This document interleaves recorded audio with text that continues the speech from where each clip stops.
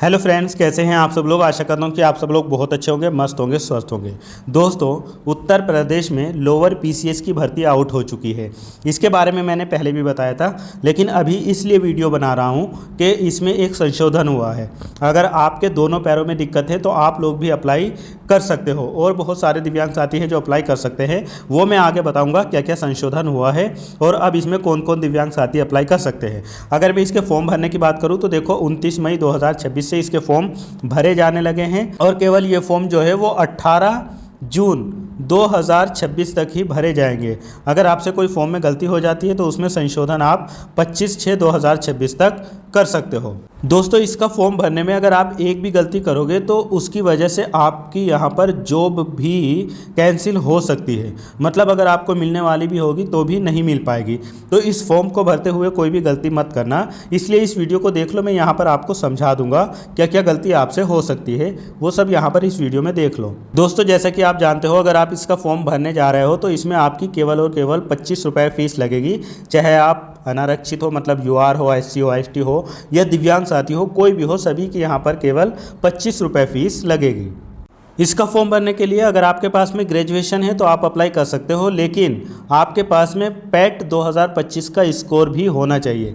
PAT 2025 का जिन्होंने exam दिया था वही लोग इसमें अप्लाई कर पाएंगे। आपके पास में ग्रेजुएशन होना चाहिए और उसके साथ में आपके पास में पैट 2025 का स्कोर कार्ड होना चाहिए, तो आप इसमें अप्लाई कर सकते हो। जितने भी नॉन दिव्यांग साथी हैं वो यहाँ पर अपनी सीट्स देख सकते हैं। आगे में देखो, दिव्यांगजनों को भी बता देता हूँ कि दिव्यांगजनों की कितनी सीट है, और कुछ पोस्टों पर अभी ये सीट बढ़ भी गई है, तो वो भी मैं आपको भी दिखाने वाला हूँ। सबसे पहले तो मैं आप लोगों को बता दूँ, अगर आप टोटली ब्लाइंड है तो यहाँ पर निदेशालय कोषागार उत्तर प्रदेश सहायक कोषागार लेखागार में 21 पोस्टें हैं जो टोटली ब्लाइंड है। तो देखो, आपसे गलती ये हो सकती है, जब आप फॉर्म भरोगे तो उसमें अगर आपसे पोस्ट प्रेफरेंस मांगी जाती है तो जो टोटली ब्लाइंड वाले हैं, पहली वाली जो पोस्ट है आपके लिए वही आपके लिए है, बाकी और में टोटली ब्लाइंड नहीं भर सकते। तो आप लोग जब पोस्ट प्रेफरेंस देना तो पहले नंबर पे सहायक कोषागार लेखागार रखना, निदेशालय कोषागार उत्तर प्रदेश। फिर इसके बाद में अगली पोस्ट है सहकारी समितियां एवं पंचायत लेखा परीक्षा निदेशालय उत्तर प्रदेश। ये लेखा परीक्षक की सीट है, और यहाँ पर लो विज़न के लिए 6 पोस्टें हैं। 5 पोस्टें डेफ एचएच के लिए है और 5 ही पोस्टें OA, OL, CP, LC, DW, AAV, MDY वालों के लिए हैं। तो जब आप पोस्ट प्रेफरेंस देंगे तो आप देख लेना कि आपकी सीट सबसे ज़्यादा किस में है। यहाँ पर अगर गलती से टोटली ब्लाइंड इसको शुरुआत में रख देंगे तो उनको फिर बाहर कर दिया जाएगा। तो टोटली ब्लाइंड के लिए जो मैंने पहले बताया वही है, बाकी सब पोस्टें लो विज़न के लिए और डेफ एचएच के लिए और ओएओएल मतलब लोकोमोटर डिसेबिलिटी वालों के लिए है। तो वो भी यहाँ पर ध्यान से देख लो, मैं बता रहा हूँ। फिर इसके बाद में अगली जो पोस्ट है राज्य कृषि उत्पादन मंडी परिषद उत्तर प्रदेश अमीन या नीलामकर्ता। तो इसमें लो विज़न की 3 पोस्ट है, एचएच वालों की यहाँ पर 3 पोस्ट है, यहाँ पर डेफ वालों की नहीं है। तो ये सब चीज़ें आपको ध्यान से देखना है। फिर 3 पोस्ट है यहाँ पर ओएओएल और एमडीवाई वालों की है। अब मान लीजिए अगर आप सीपी वाले हैं और आप इस पोस्ट को पहली पर रख देते हैं प्रेफरेंस में, तो फिर आपको बाहर कर दिया जाएगा, क्योंकि ये तो आपके लिए है नहीं। तो इसलिए आप अपनी कैटेगरी ज़रूर देखना। यहाँ पर 3 पोस्ट एएसडी के लिए भी है, ठीक है। फिर अगली पोस्ट है यहाँ पर नगर निकाय निदेशालय उत्तर प्रदेश अधिशासी अधिकारी की। तो इसमें 3 लो विज़न की है, 3 डेफ एचएच की है और 3 ओएओएल, एलसी, डीडब्ल्यू, एएवी वालों की है। फिर अगली पोस्ट है यहाँ पर राज्य कृषि उत्पादन मंडी परिषद उत्तर प्रदेश। ये लिपिक, सहटंकन और रोकड़िया, सह लिपिक, लेखा लिपिक, इसमें टाइपिंग वगैरह भी मांगी जाएगी, ये भी ध्यान रखना।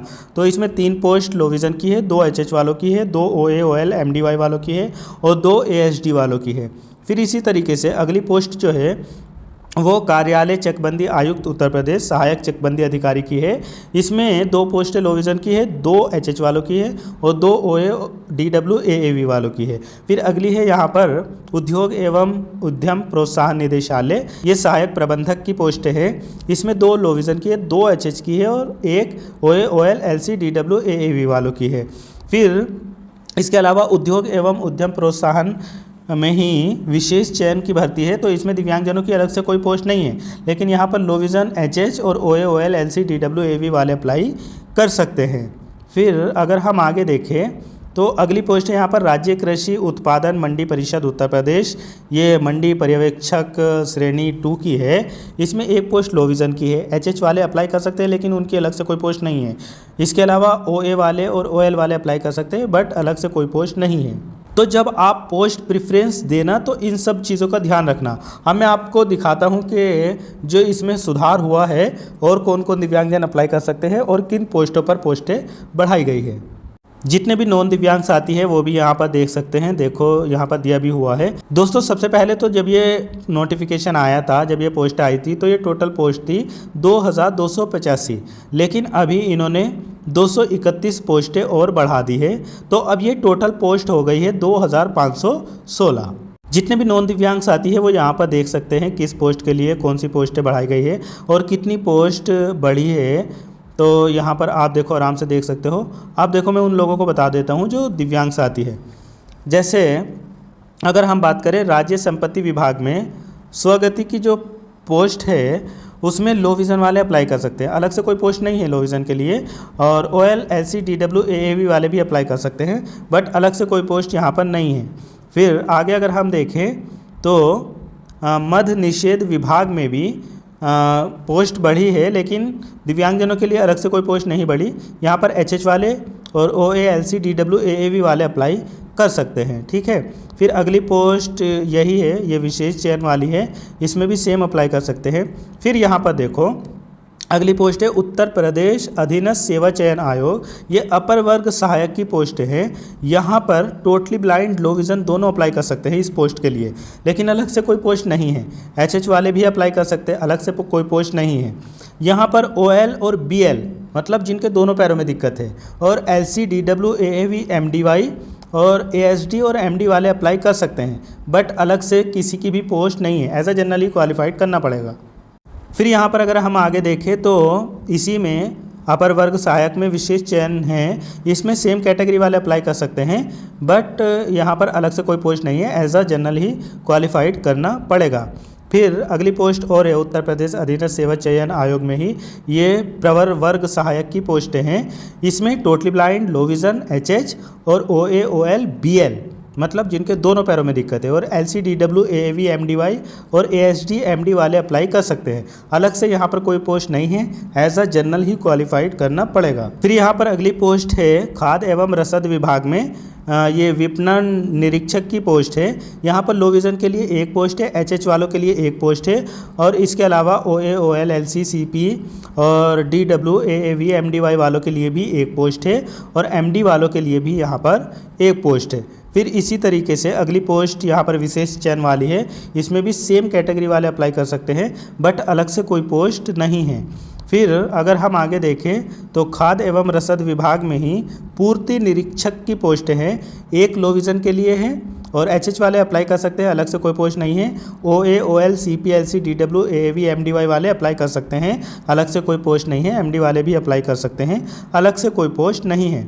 आगे भी जो पोस्टें हैं जैसे प्रबंधक जेल डिपो वाली है, इसमें सेम कैटेगरी वाले अप्लाई कर सकते हैं बट अलग से कोई पोस्ट नहीं है। तो अगर आप में से कोई भी दिव्यांग साथी ऐसे हैं जो ब्लाइंड है या लो विज़न है या एचएच वाले हैं या डेफ है या ओए ओएल या बीएल है या सीपी है या एलसी डीडब्ल्यू एएवी एएसडी या एमडीवाई या एमडी मतलब मल्टीपल डिसेबल्ड है, तो आप सभी अप्लाई कर सकते हो। बस ध्यान रखना जब पोस्ट प्रेफरेंस देनी है तो उसमें ध्यान से देखना कि आपकी पोस्ट कहाँ पर है या आप किस पोस्ट के लिए एलिजिबल है। किसी ऐसी पोस्ट को पहले नंबर पर मत रखना जिसमें आपकी पोस्ट ना हो या आप उसके लिए एलिजिबल ना हो। इस चीज़ को ज़रूर ध्यान दे लेना। इसीलिए मैं बार बार वीडियो को बना रहा हूं और बता रहा हूं ताकि आपसे कोई गलती ना हो, क्योंकि आप बाद में कहते हो कि मेरा कट ऑफ से ज़्यादा नंबर है फिर भी मुझे नहीं लिया गया है, तो उसमें आप लोग यही गलती करते हो। तो बिल्कुल भी गलती मत करना। बाकी दोस्तों, इन सभी पोस्टों के लिए अप्लाई करने के लिए आपको पता ही होगा कि आपके पास में ग्रेजुएशन होना चाहिए, और इसके अलावा अगर किसी के पास में न्यूनतम 2 वर्ष की अवधि की सेवा है या राष्ट्रीय कैडेट कोर का बी सर्टिफिकेट है तो उनको यहाँ पर प्रायोरिटी दी जाती है। बाकी सिंपली आपके पास में ग्रेजुएशन है और पेट 2025 का स्कोर कार्ड है तो आप आराम से अप्लाई कर सकते हो। दोस्तों, इसमें एज की भी कोई दिक्कत नहीं है। 21 वर्ष से लेकर अगर आप 40 वर्ष के हो तो आप इसमें अप्लाई कर सकते हो। और दिव्यांगजनों को तो एज में रिलैक्सेशन भी दिया जाएगा, तो एज की कोई बात नहीं है। आप अगर 40 से 50 वर्ष तक के दिव्यांग साथी हो तो आप आराम से अप्लाई कर सकते हो। बाकी दोस्तों सिलेबस वगैरह तो मैंने आपको दूसरी वीडियो में बता ही दिया था, अगर आपने वो वीडियो नहीं देखी तो देख लेना। इस वीडियो को बनाने का मेरा मेन पर्पज़ यही था कि एक तो इसमें जो बोध लेग वाले हैं, BL वाले, उनको जगह दी गई है, वो फॉर्म भर सकते हैं, कोई दिक्कत नहीं है आराम से। जिन पोस्टों के लिए आप एलिजिबल हैं उनको प्रेफरेंस दे देना फॉर्म भरते समय, तो कोई दिक्कत नहीं आएगी। और बाकी इससे रिलेटेड जो भी नियम कानून हैं, मतलब अगर आप दिव्यांगजन हैं तो आपको स्क्राइब वगैरह मिल जाएगा, एक्स्ट्रा टाइम वगैरह मिल जाएगा, कोई दिक्कत वाली बात नहीं है। तो आप इसमें अप्लाई ज़रूर कर देना। और फिर भी अगर कोई आपकी क्वेरी है तो आप कमेंट बॉक्स में ज़रूर बताना। अगर मुझे टाइम मिलेगा, पॉसिबल होगा, तो मैं आपकी कमेंट का जवाब ज़रूर दूंगा। वीडियो अगर पसंद आई है तो इसको लाइक करके शेयर ज़रूर कर दो, जिस भी ग्रुप में आप ऐड हो उसमें ज़रूर शेयर कर देना। बाकी आप लोग अगर चैनल पर नए हो तो चैनल को सब्सक्राइब ज़रूर कर लो। मिलता हूँ फिर किसी और वीडियो में। Thank you so much.